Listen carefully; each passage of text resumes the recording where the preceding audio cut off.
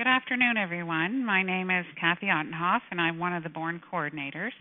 On behalf of Born Ontario, I'd like to welcome you to our provincial rounds, development of a public health core indicator on gestational weight gain using Born data. A question and answer period will occur at the end of our presentation, so please feel free to write your question into the chat box that's located in the lower left-hand corner of your screen. And please feel free to enter your questions at any time during the presentation. And as you have just heard, the rounds are being recorded and they'll be posted to the Born Ontario website, so www.bornontario.ca. I'm very pleased to have Becky Blair, a public health nutritionist, and Marianne Petrusiak, an epidemiologist, presenting today. Becky completed her academic training at the University of Guelph. She has worked in public health for 10 years and currently works as a public health nutritionist at the Simcoe Muskoka District Health Unit, focusing on policy and program planning for the prenatal and early years populations. She most recently represented Dietitians of Canada on Health Canada's Joint Working Group for Nutrition for Healthy Term Infants, 6 to 24 months.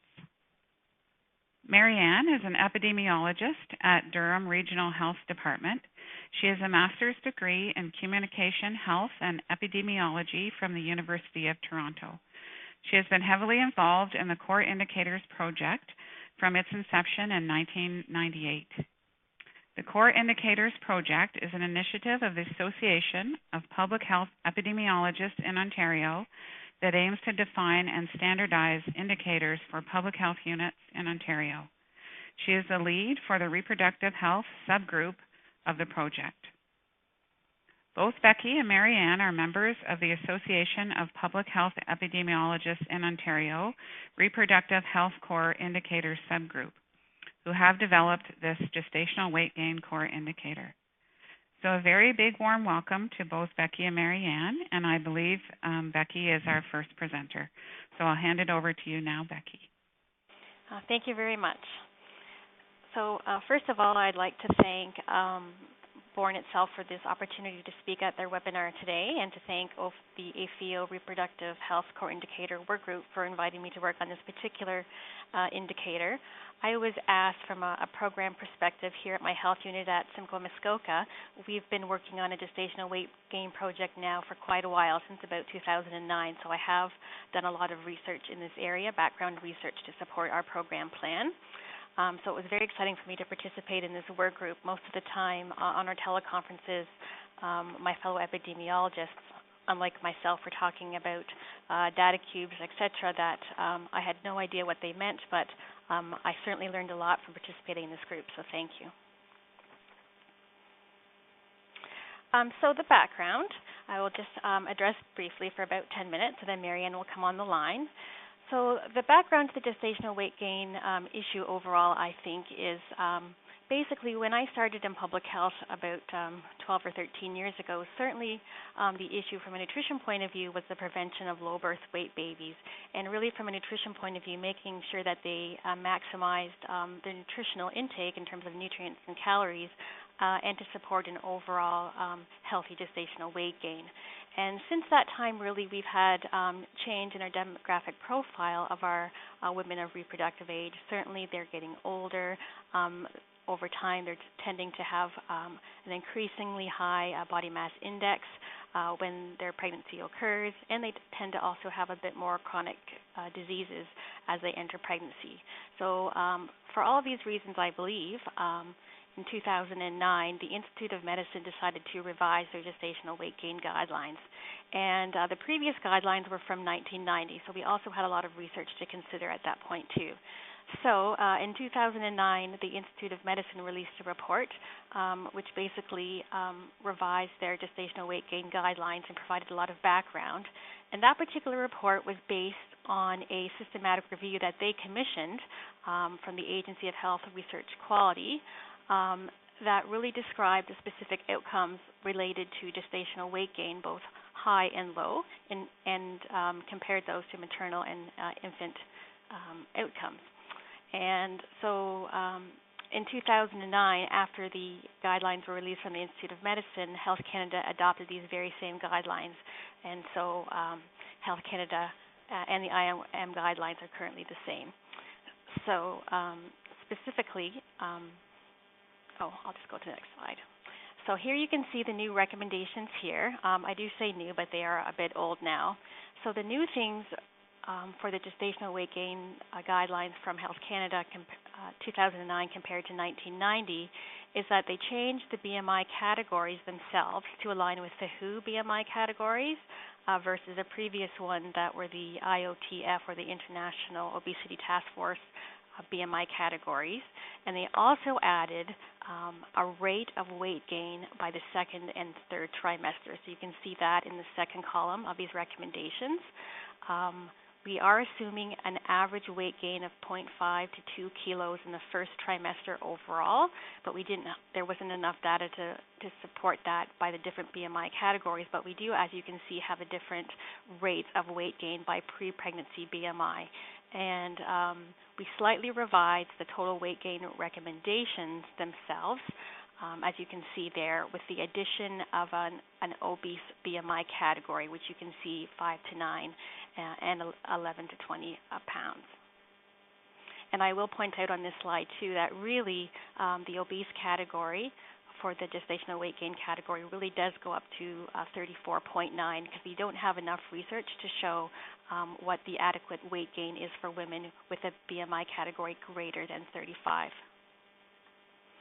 And also just to point out, too, we also have a separate guideline for those experiencing a twin pregnancy. There was insufficient data to advise weight gain for those women carrying twin pregnancies who started off a pregnancy as underweight. So you can see just 3 categories here. And there wasn't also enough research evidence to suggest a rate of weight gain for women carrying twins as well. So a bit more broad in terms of recommendations for twins, and we do not have any other recommendations for women carrying more than 2 fetuses at a time.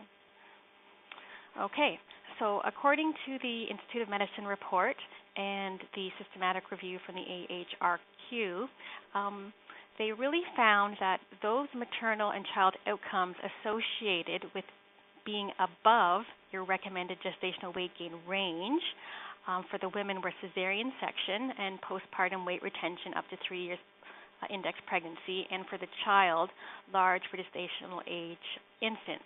And I really need to point out at this point that the systematic review was very, very clear to say that all the research in this area is observational in nature, and we can't assume causation from these observational studies. I also need to point out that these maternal and child outcomes are also highly correlated with high pre-pregnancy BMI. And the only exception to that is postpartum weight retention, which we think is independently associated with gestational weight gain itself and not so much about pre-pregnancy BMI. And as you can see in this slide for the overweight and obese outcome, I should say, that particular outcome was listed as inconclusive in the IOM report when it came out in 2009. But there has been at least 2 systematic reviews that has been released since then that has shown a positive effect on high gestational weight gain on the occurrence of overweight and obesity in children. So this slide is talking about the potential increased risk of being below the gestational weight gain range. And I think this particular topic has been well studied in the past.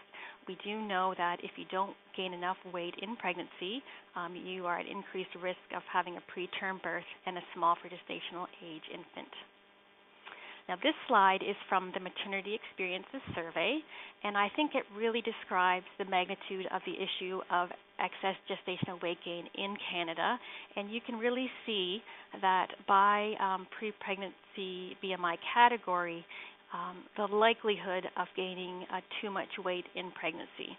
So basically, we are finding that those women who are overweight or obese entering pregnancy are very likely to exceed their gestational weight gain recommendations, likely because their recommendations are a lot stricter compared to normal weight, let's say. But I also like to point out, too, that the normal weight women are also at an increased risk. So one could definitely argue that this is definitely a population health issue. So finally, in terms of the research data and the limitations around the studies, certainly we have lots of concerns about misclassification error. The problem of generally women underreporting their weight is a particular problem when we're trying to determine what their actual pre-pregnancy weight was. And in all these studies, were they reporting just self-reported data, or were they actually measured at pre-pregnancy? These studies looking at the different agreement between the self-reported and the measured data have found varying agreement between moderate and fairly high, as you can see here, 44.5 to 87%. And some different argues wonder that despite the misclassification of the BMI in the different BMI categories, it probably does bias the outcomes when we're looking at GWG and the actual outcomes towards the null, but others disagree with that, and you can't assume that. So I think the academics are still arguing that particular point. And certainly we have some recall bias when we want to figure out when was the weight actually measured, when were the women actually asked, was it after birth, how far after birth were they asked. And this last point around the Florida database, that was a WIC sample, and they just happened to point out that there was high agreement when the women themselves were measured in the first trimester, and they really found that those women tended to remember what that weight was when they were asked after the birth of their baby. So lots of research is happening around this area overall. In terms of our indicator work for GWG and health outcomes, possible exclusions we considered were the preterm births. So certainly when we're thinking about gestational weight gain and potential outcomes related to the women and the children themselves, certainly the week that that baby was delivered would really impact the amount of weight that woman gained during her pregnancy, as opposed to if she had delivered full term. And so we really need to think about that gestational age at delivery if we're trying to compare gestational weight gain overall to health outcomes. And looking at the literature, we didn't find any evidence to suggest that women with diabetes and or gestational diabetes had any, there was no difference in their weight gain trends overall for those women. And so we recommended that those women stay in the data set. And over to you, Marianne. Thank you, Becky. Okay, first off, I should say that I am actually presenting this on behalf of Jessica Deming, who's an epidemiologist at Waterloo, and she did all the work on this. She prepared the slides and was going to be doing the presentation. I think it's rather ironic that she is not presenting because she's expecting twins, and she was asked by her physician to finish work on Friday. So I have stepped in, and I appreciate all of the work that Jessica has done on this. So just to talk about a core indicator on gestational weight gain, a bit of the background. The launch of the Born Information System, or the BIS, in 2012 presented a great opportunity for us to create this new core indicator. Before the BIS, we had no data source in Ontario that we could actually measure gestational weight gain at a public health unit level. And we have gained, as public health units, access to the BIS as of mid-2014. We have access through public health reports and through the Public Health Cube. At this point, there is weight gain variable on the public health reports, but not a gestational weight gain indicator in the way that we have derived it, but that information is available from the Cube. In terms of core indicators in general, just a little bit of background. It is an initiative of AFIO, as was mentioned in the introduction. It began way back in 1998, and the idea was that we needed to systematically define and standardize how indicators were being created at the different health units. And so a website was eventually formed with resources for epidemiologists and direction on how to generate various indicators. It can be indicators related to chronic disease, and risk factors, infectious diseases, a whole variety of different topics, anything that public health deals with. And it is a terrific resource, so I suggest you check out afio.ca and see what is on the Core Indicators website. Even if it is fairly specific for epidemiologists, there's a lot of general information on there that's useful. In terms of the reproductive health section, there are 14 indicators that the subgroup has fairly recently updated, and they use a variety of data, but BORN is one of those sources of data, as well as hospitalization, vital statistics, and then for some of the indicators, things like mortality data, that type of thing. We are currently working on 5 new indicators, and this is where we have come to in terms of gestational weight gain. It's not currently on the website. We're hoping to get the draft up soon. We're also working on maternal obesity, maternal mental health, alcohol use in pregnancy, and substance use in pregnancy. And all 5 of these indicators use BORN data.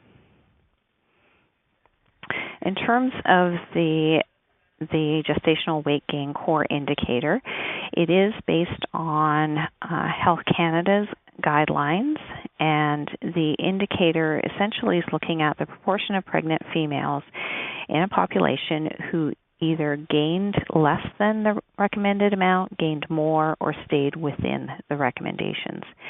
And there really is no other source of this data at a health unit level, but there is the Maternal Experiences Survey, which Becky mentioned earlier. There are a number of BORN data elements that go into this core indicator, including the mother's self-reported weight closest to conception, and maternal height, the pre-pregnancy maternal BMI, which is calculated, the self-reported maternal weight at the end of the pregnancy, and the maternal weight gain during pregnancy, which is calculated. Within each of the core indicators, we have a section called Analysis Checklist. And this is a section that gets into a lot of the specifics of the data in terms of who do you include, who do you exclude, those kinds of details. For exclusions, we are saying that women with a pre-pregnancy BMI less than 18.5, that is the underweight women who are carrying twins, that though they be excluded because we do not have a recommended amount of gestational weight gain for that group, and also women carrying more than 2 fetuses, so the higher order multiples, as Becky mentioned. And we also recommend that you should either exclude or analyze separately the pregnancies that were preterm and separate the singleton versus twin pregnancies. And we'll show you some data that will support what we are recommending. We also consider excluding or analyzing separately women with a pre-pregnancy BMI of 35 or greater, and women with gestational diabetes. And it should be noted that exclusions should be done for both, obviously, the numerator and the denominator.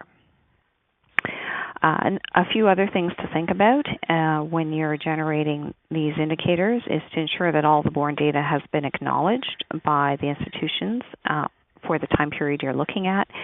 And if missing data is higher than 10%, this is just a general guideline to interpret the results with caution. And we're going to talk a lot about missing data. Here are the 3 calculations we're looking at, as mentioned. So it's the number of pregnant females that are either within, above, or below the recommendations, and the denominator is the total number of pregnant females who delivered live births.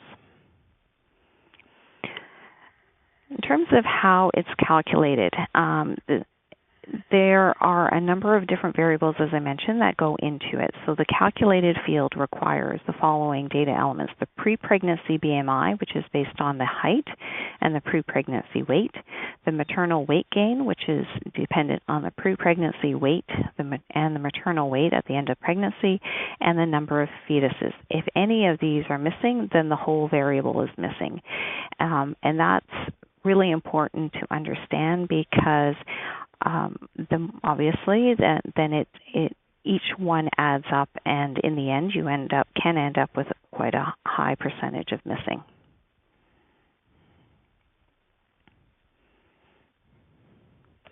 So just a note, is that the Society of Obstetricians and Gynecologists of Canada, the SOGC guidelines, are slightly different from those used by Health Canada, and for the most part they are the same, but the differences lie in the twin recommendations and with also the women who have a BMI of 35 or more. Another note is that the calculations are done using the kilograms. Women can actually report their weight and weight gain in kilograms or pounds, and then it does the calculation within born, but there can be obviously some differences in terms of rounding and that type of thing. So what we have actually in a number of analysis that we've been doing fairly recently is that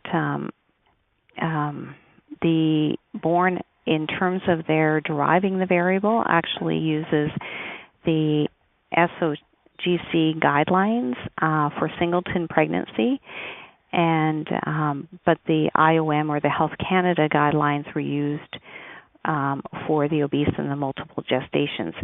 So actually what that ends up being is pretty much the Health Canada IOM guidelines, but we're still kind of working through this.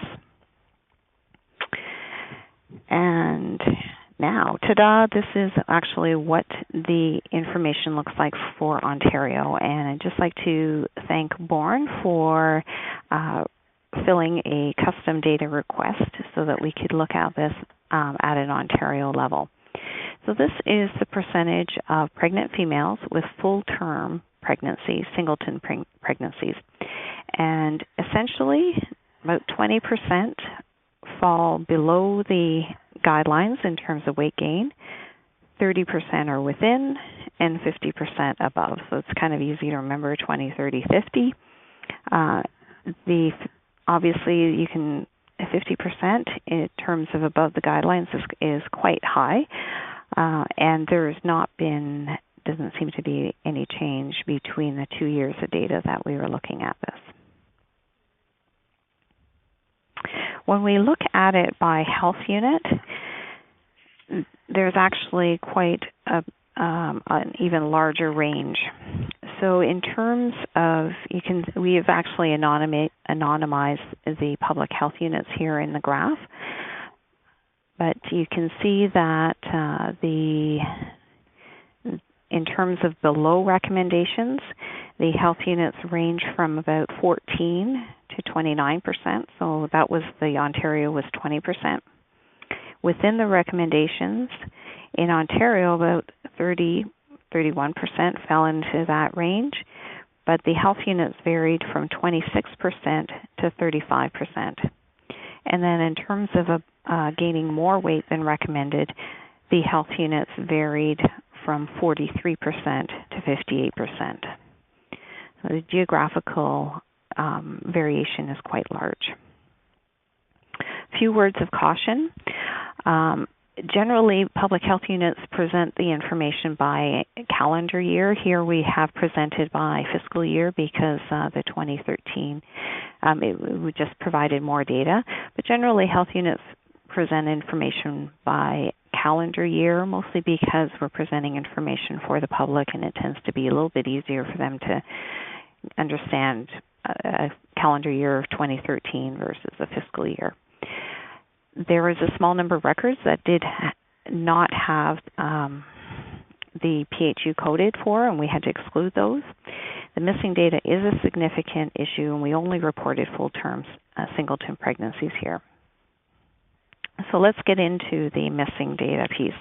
Overall, for Ontario, 31% of the born records for 2013-14 were missing the GWG variable. And this showed it's a huge variation by health unit. It varied from 7% to 67% missing. And most of the missing data was the result of missing the pre-pregnancy BMI, which is understandable because this is a new variable.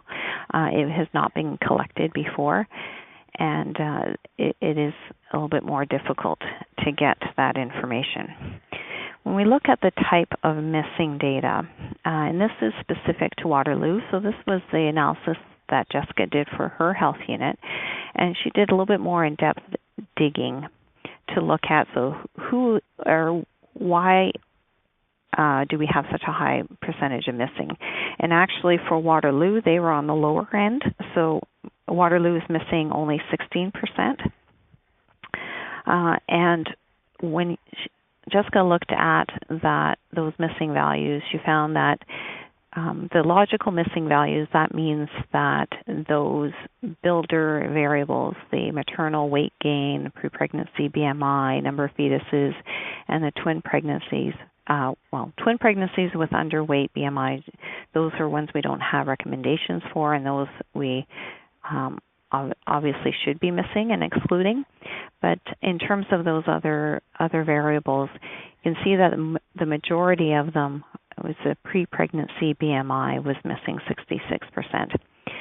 In the process of Jessica's analysis, she found that there were some records that there was a maternal weight gain that was negative. So they actually lost weight during the pregnancy, and this can happen particularly for women who may be in the obese category, and in fact it can be a healthy thing. It isn't necessarily detrimental. It can be healthy, but she found that those records ended up in the missing category, and in subsequent discussions with Bourne, we have found that actually, yes, that seemed to be happening, and that is an error, so that will need to be corrected. There's also some unexplained missing where all the fields are present, but we need to do a little bit more digging to figure out, so why were they coded as missing?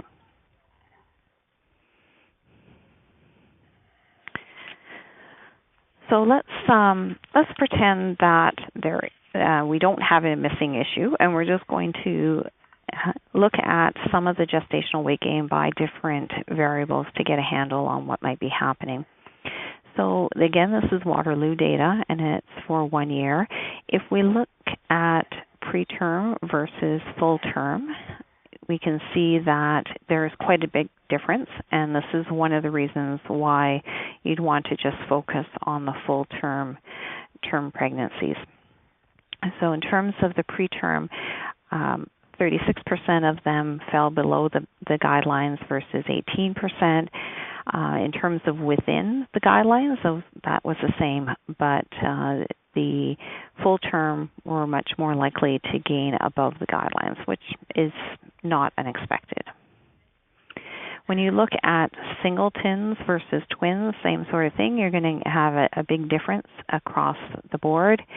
And twins may make up a fairly small percentage of your whole birth, but it still is worthwhile to pull them out, because as you can see, the singletons are much more likely to have a higher weight gain or above the recommendations versus the twins.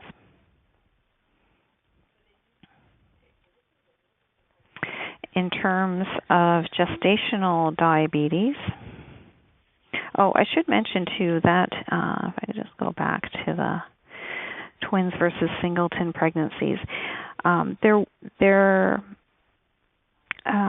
was a higher percentage of missing for singletons versus twins. So singletons, the missing was about 30% in Waterloo versus twins 20%. So there was much more complete information for the twin pregnancies. In terms of gestational diabetes, you might expect that there be more weight gain for the women who had gestational diabetes because that is a risk factor. In fact, that did not seem to hold true. Becky had mentioned at the beginning that the literature showed that there was no necessarily reason to exclude the women who have gestational diabetes. There wasn't an effect, and this kind of is may suggest that that is true. Like there is a higher percentage, but it's not in the direction that you would expect. So I think we do need to look at this a little bit more at an Ontario level, but at this point, we will not necessarily be excluding just the women with gestational diabetes from the analyses. And then finally, this is the gestational weight gain by the pre-pregnancy BMI. This information is very similar to what was seen in the maternal experiences data. You can see that the women who were overweight and obese at the beginning were much more likely to have a higher weight gain above what's recommended, about 66%, versus the underweight and the normal weight women. This information is highly relevant to public health. Overweight and obesity is already a very important public health issue generally. This has implications for women in terms of their risk for chronic disease, and pregnancy, or ideally preconception, may be a key time to intervene to focus on healthy behaviors.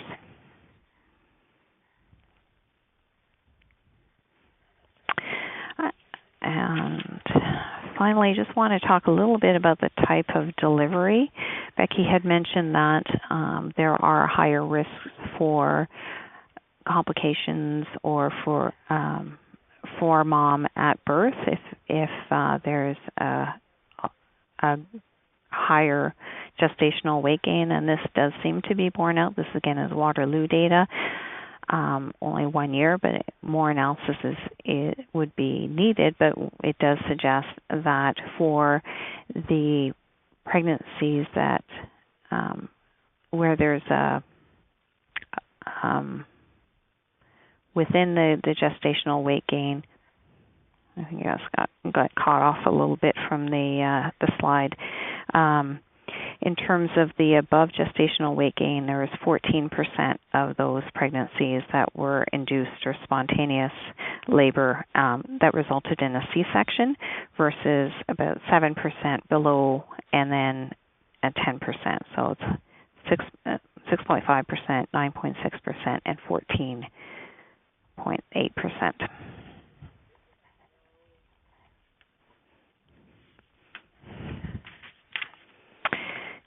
And now when we look at by birth weight,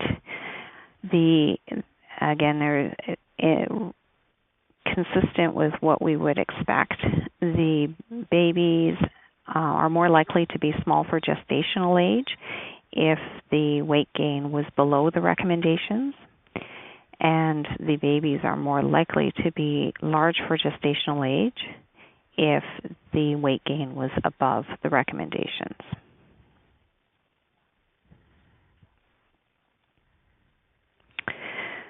So, in summary, about 50% of the women gain more weight during pregnancy than recommended. And that's what we're seeing in a sort of very crude way in terms of our initial analysis.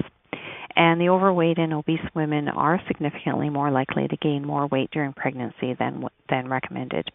This is the first time we've had data available at a population level, and it's very important for public health, particularly as this is becoming more and more of an issue in our population. There's more work to be done. For one thing, I think we need to look at the coding of the derived variables to make sure that everything is going as we would expect. The high percentage of missing needs to be addressed. One thing that Jessica found in Waterloo when she looked at it over time is that the percentage of missing is actually decreasing over years. So in 2012-13, the percentage missing was 17%. The following year was 15%, and then the following year after that, which is still initial data, not yet closed, it was about 12%. So that's a good sign in that the percentage of missing is going in the right direction. And really the bottom line is that the data will improve the more we work with it.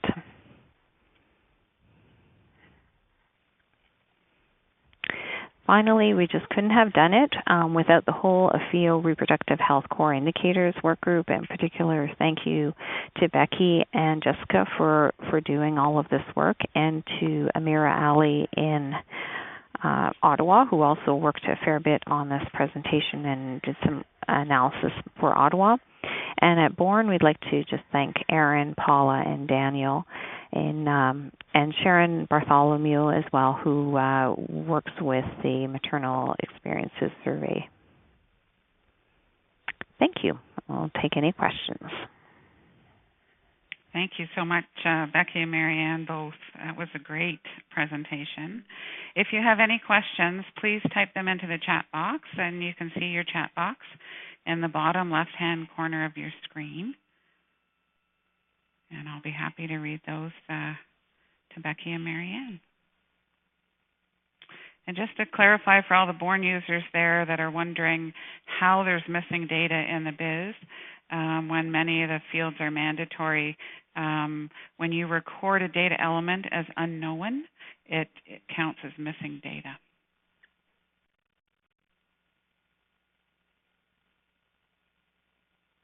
No questions in the chat box quite yet. Here's one from Nancy. Will the presentation be available? And it will be. In a week or so, it will be up, posted to our Bourne Ontario website, and you'll be able to access the PowerPoint presentations as well as the webinar itself. So it will be there within a week or so. I know there was lots of great slides there that a little bit more time to digest them would be awesome. So that's great. I'm glad they're going up on the website.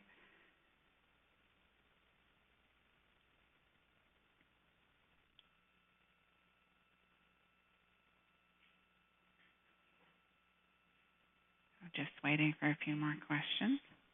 Exciting for me as a Bourne coordinator to know and see how different places are using, the data and using that, and how Bourne is making a positive impact and a contribution to the health of moms and babies. Very exciting to see it all come together. This is Marianne. I should just add that here at Durham Region, we're also using the data, and Durham has a higher large for gestational age percentage compared to Ontario. Our nursing staff have been working with obstetricians and midwives and healthcare providers in a certain area within Durham Region where our rates are particularly high. And we presented some of the Bourne information in terms of the weight gain, and it actually was very useful. We're finding that a lot of physicians aren't necessarily comfortable with talking about gestational weight gain, and particularly to women who are overweight or obese. That even at that level, it's a very sensitive topic. So it's been very good for providing a local information and getting some changes on a number of different fronts. That's great. Thanks, Marianne. A question here from Pam. Did Waterloo implement strategies to decrease the missing data? At this point, not yet. This is very brand new in terms of this kind of analysis, and it comes down to the hospital level where the information is being collected. So I think it's still very new for all of us at the health units and at Bourne to start looking into it. A lot of times, because the collection is new, there still has to be a lot of things worked out in terms of how do you actually get good data on pre-pregnancy height and weight and that sort of thing. And just to mention that for the hospitals, we have reports in the biz that address missing data. And so if you need, any of the hospitals need help wanting to look at missing data and what percentage is missing, just contact your coordinator if you don't know how to do that. And we're always happy to help and look at that and maybe come up with some solutions on process, as Marianne mentions, on how to get that data in there accurately. Question from Teresa. If 50% of women gain more than the recommendations, could this not call into question the recommendations rather than the weight gain itself? I'm going to let Becky handle that one because she's much more familiar with the background literature on the recommendations. I think that's an excellent question, and I think the answer I might give to that is the IOM really looked at all the different observational research that did show that if you happen to exceed a gestational weight gain category, your increase of adverse outcomes increases. Like I had talked about cesarean section, having a large gestational age baby or macrosomic, and certainly postpartum weight retention. So I don't think this is an issue of the guidelines being too strict. I really do think that we have a population level problem with women thinking they need to be eating for two, and this old myth that we used to promote that pregnant women need to sit and eat as much as they can to promote weight gain, when in fact that is absolutely not what we think is they need to be doing. They need to be maintaining their healthy lifestyle behaviors like following Canada's food guide and being physically active to help moderate their weight gain to decrease any likely adverse outcomes related to the pregnancy and birth. Thanks, Becky. A question from Michelle. Did you look to see if obese women are gaining not only more than recommendations for the BMI, but higher than recommended for a pregnancy with a normal BMI?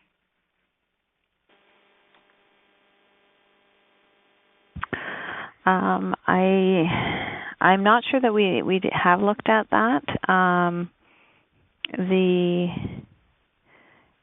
I'd have to take a look at exactly the different breakdowns in terms of how much weight, but I think it's a good question in terms of we've just slotted them into the categories of they gained more than recommended, but it would be really good to look at how much is more than recommended. Is it just a little bit? Is it just around the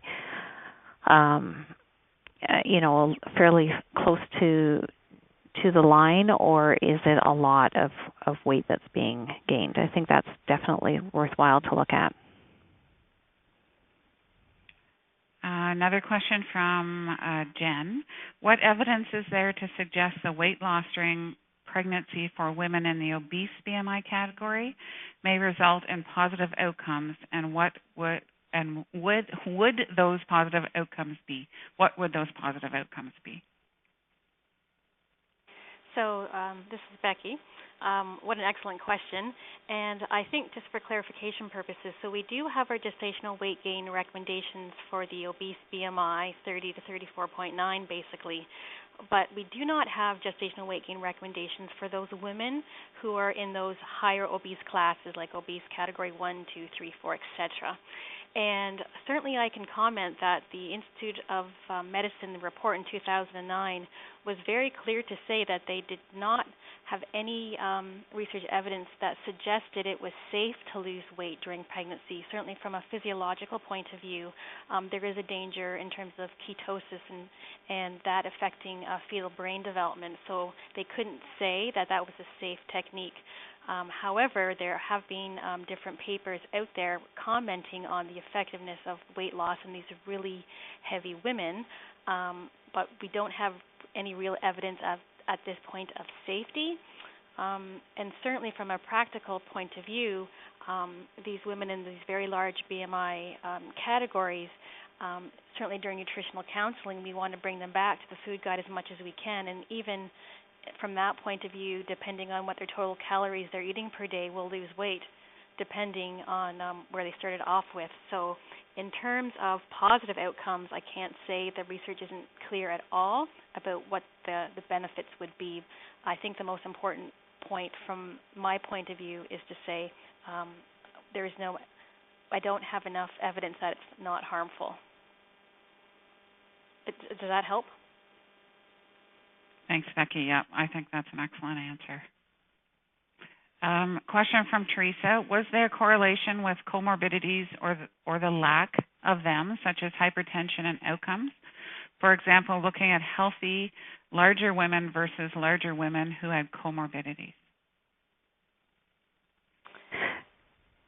That's Marianne. We didn't look at that in the data analysis, but I wonder if Becky has anything to say about that in terms of the literature. Can you just repeat the question, would you mind, please?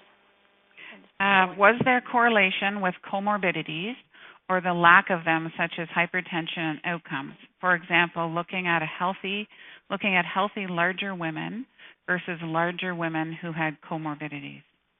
I think, again, that's an excellent question. And as I was describing in my presentation, the topic of just high gestational weight gain and the topic of maternal obesity in general are highly correlated. So a lot of the studies really didn't differentiate between the two, and the systematic review, I think, really tried to pick out those outcomes that were specific to gestational weight gain overall. So in terms of the hypertension, for example, I didn't find any evidence specifically relating high gestational weight gain to hypertension, but I am sure when I start working on the maternal obesity indicator, I'll find that. And I believe a Health Canada document does list hypertension as an adverse outcome related to maternal obesity itself. So that is the best answer I can give you given the state of the research as it is. Thanks, Becky. That's great. So just a question here with regards to missing this, and before I read it, I just want to make a note that Bourne is working with the primary care providers to start to get the antenatal records into the biz. So this will eventually help with pre-pregnancy weight and height information that's being entered. So there's a pilot study going on with that now, and it might take a little while, but it'll eventually be a great source of data for us. So really a question here with regards to missing data. Is there better ways to determine pre-pregnancy BMIs? Do mothers know their BMIs? So I would assume, the question is, can we ask mothers when they're admitted what your pre-pregnancy height and weight was? Will they remember? Is it accurate? Would it be the first weight at their visit, at their prenatal visit, perhaps 9 to 12 weeks? And if that weight is recorded at that first visit on the antenatal 1 and 2, could that be entered into the biz as first weight? Therefore, nobody's entering unknown unless there's no antenatal record. So I guess the question really is a 9 to 12 week wait where they might see their the first visit at a primary care provider, is that weight accurate enough to count as a pre-pregnancy height and weight? I think we need a born person to answer that question, but from what I see in the data element, the mother's self-reported weight closest to conception and no later than 12 weeks of gestation is what we have written down as the descriptor there. So I would assume that would be good as long as it's before 12 weeks. And Becky did mention that the literature shows that women who have their weight measured at that time are then more likely to remember it. So eventually, when we get the antenatal records in, that will be optimal because that will be measured. But even if we just get the physicians at this point to measure it as early as possible at that time, then they'll still be more likely to remember it later. Mm-hmm. I agree with you, Marianne. That's a good answer. No other questions in the chat box at the moment. I'll just give it another minute. We have some time.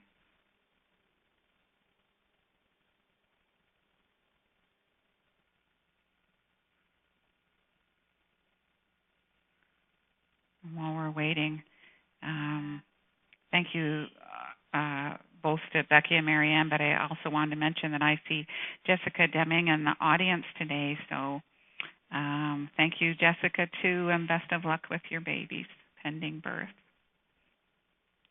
Your babies pending birth, too.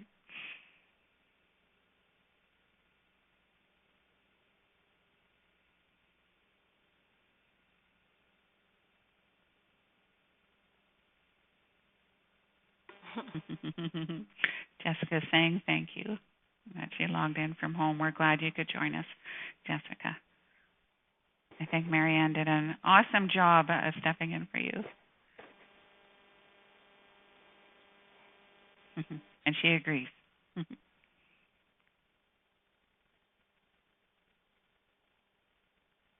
Okay, just before we have one last look at the chat box, I just want to remind everyone that Born is having a conference. We're hosting a 2-day conference, The Right Information in the Right Hands at the Right Time, using data to improve maternal child care and outcomes. It's on February 6th and 7th, 2015 at the Fairmount Chateau Laurier in Ottawa. Call for abstracts is open. The Conference Planning Program Committee invites you to submit an abstract for presentation, and the deadline for that is Friday, October 24th, so next Friday. Please visit the conference website for more information at bornontarioconference.ca. I don't see any other questions at the moment. One other announcement about our next scheduled rounds. It's scheduled for November 20th, and our presenter will be Donna Joyce. Donna is the Sexual Assault and Domestic Violence Program Manager at Kingston General Hospital, and she'll be speaking on pregnancy and intimate partner violence, including how to screen this population. So another exciting presentation coming up. So I don't see any other questions in our chat box. And I'd like to thank Becky and Marianne one more time for this great presentation. And I myself am looking forward to going to the presentation again to have another good look at those slides and all that information. So thank you for the review of the Gestational Weight Gain Guidelines in Canada and the new Public Health Core Indicator on Gestational Weight Gain, and for helping us to understand the importance and value of our born data to the public health across Ontario. So thank you so much, Becky and Marianne. Okay, so I don't see any last-minute questions in our chat box, and I'd just like to thank everyone for your attention today, and we look forward to you joining us November 20th for the next presentation. Thank you, everyone, and bye for now.